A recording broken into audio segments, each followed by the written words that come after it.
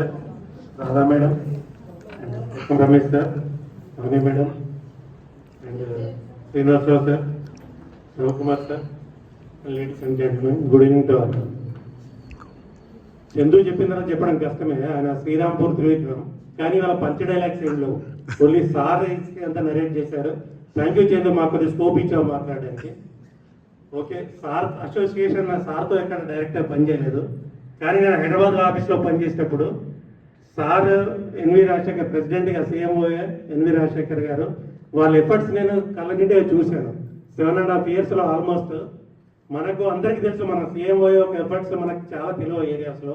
మనం ఇక్కడ కూర్చొని అంత ఈజీ కదా, పిఆర్పి మనకు రావాల్సిందే కదా అంటాం, కానీ పిఆర్పి రావడానికి చైర్మన్ గారు, పాత చైర్మన్ గారు రూమ్లోకి వెళ్ళడమే మన పెద్ద గిగాంటిక్ టాస్క్ అండి.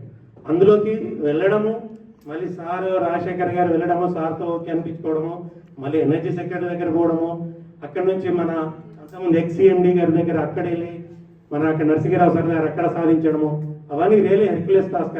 అది అనుభవించిన వారికే తెలుస్తుంది. సో అది ఆ ఎఫర్ట్స్ అంతా రియలీ మన జక్కర్ రమేష్ సార్, ఎన్వి రాజశేఖర్ గారు చెందుతుంది. సో అది వన్స్ దే లైట్ వే, ఒకసారి వే వేశారు కాబట్టి మనకి ఈజీగా పిఆర్పీలు వస్తున్నాయి ఇప్పుడు. అదేగాక చాలా ఎఫర్ట్స్ మన ఆఫీసర్స్ స్టూడెంట్కి వాళ్ళు ఎనలేని సేవ చేశారు నిజంగా. అది ఎవరికి కనబడదు, అక్కడ రియలీ హైదరాబాద్ ఆఫీస్లో ఉన్న వారికే తెలుస్తుంది వాళ్ళ బాధలు. అన్నీ వేరే టైంలో ఏదో టైంలో పోవడము, వాళ్ళ అపాయింట్మెంట్ తీసుకోవడము, వాళ్ళందరితో మాట్లాడడము అంత ఈజీ కాదు. బ్యూరోక్రాట్తో డీల్ చేయడం అంటే టెక్నోక్రాట్తో డీల్ చేసినంత ఈజీ కాదు.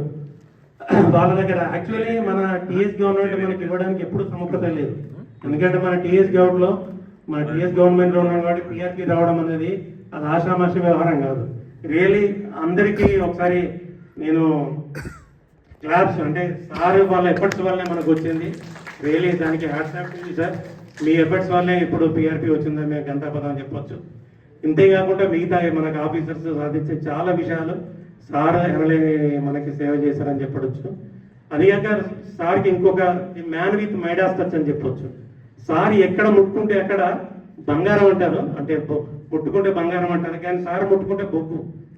ప్యూర్గా RGOC1లో హైయెస్ట్ రికార్డ్స్, నెక్స్ట్ మళ్ళీ ఇక్కడ RGOC3లో హైయెస్ట్ రికార్డ్స్, మళ్ళీ మనుగురు పోయారు అక్కడ హైయెస్ట్ రికార్డ్స్. అందుకే వచ్చింది మ్యాన్ విత్ మైడాస్ టచ్ అని. రియలీ అది సార్ ఎక్కడ ముట్టుకుంటే అక్కడ బొగ్గి అని చెప్పొచ్చు. దీంతో పాటే కాకుండా సార్కి ఇంకోటి అంటే లక్కీలీ అది అంటే యాక్చువల్గా అది కూడా వచ్చేది డైరెక్టర్షిప్, కానీ ఏదో టైం అది అడ్జస్ట్ కాక పోయింది. అదర్వైజ్ సార్ అండ్ లీడర్షిప్లో డైరెక్టర్షిప్ ఉంటే ఇంకా కంపెనీస్ ఉండేది. So I wish future assignments are happy and content retired life. Thank you sir.